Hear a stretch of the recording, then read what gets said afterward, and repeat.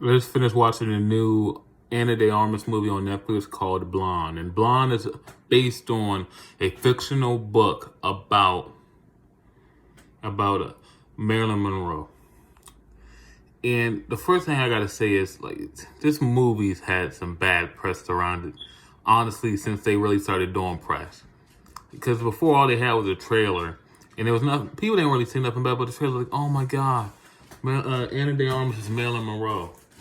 But then once you started learning more about the movie and about, like, it's based on this bug, and then you heard the thing about the CGI baby, and I was like, what the fuck?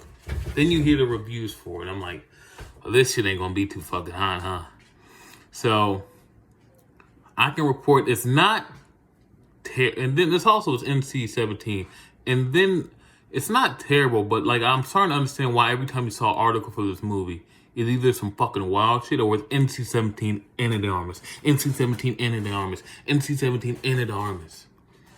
So that's really, like, I feel like if this was a straight biography about Marilyn Monroe's life, not based on some fucking book, they could have really done something special here, because I could tell, like they were really pulling on some heartbreaking scenes in here. But there was so much craziness going on that I'm like, what is all this? When they were talking about, like, when you could tell they were talking about an actual person and shit that actually happened to her, that's fucking heartbreaking.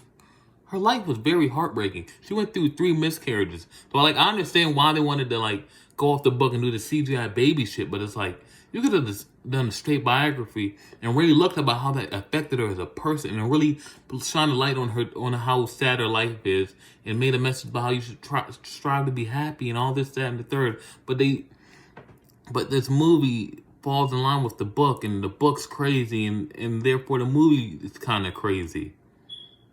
The performances are great. Ana de Armas is great as Marilyn Monroe. Adrian Brody's great as Arthur Miller. Like, the casting was spot on. All the casting and performances were spot on. It's just what they were trying to do and what they were aiming to do, I didn't like, and I didn't think it came off great. And I think the message they wanted to get across, they didn't really get across. I think they showed a lot, said a little. They tried to say a lot, didn't say very much. That's the best way to put it.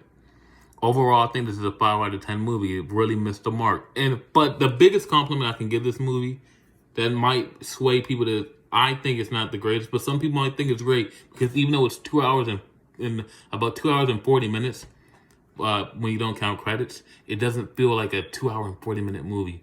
It flows, it's wagging, it jumps all over the place, but it doesn't really drag, and it doesn't make you feel like, oh my god, this is the longest thing ever. You know what I mean?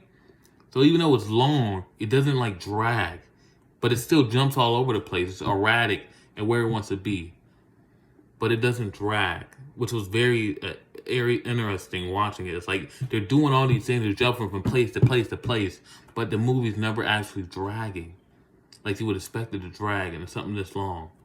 So yeah, this is a 5 out of 10 for me, man.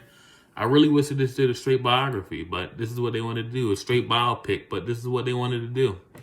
So yeah, performances are great, cast was beautiful, cast was great, but what they actually did in the movie, the meat and bones of the movie, there's not a lot there, in my opinion. What they wanted to do and what they set out to do, I don't think they set out and they did it great. They showed a whole lot, didn't say a whole lot. You know what I mean? They showed a whole lot, said not a lot. They didn't say a lot. I'm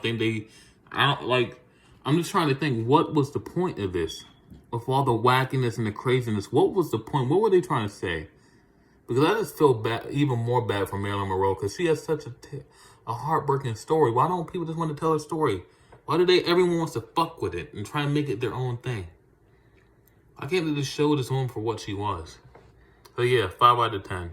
Peace.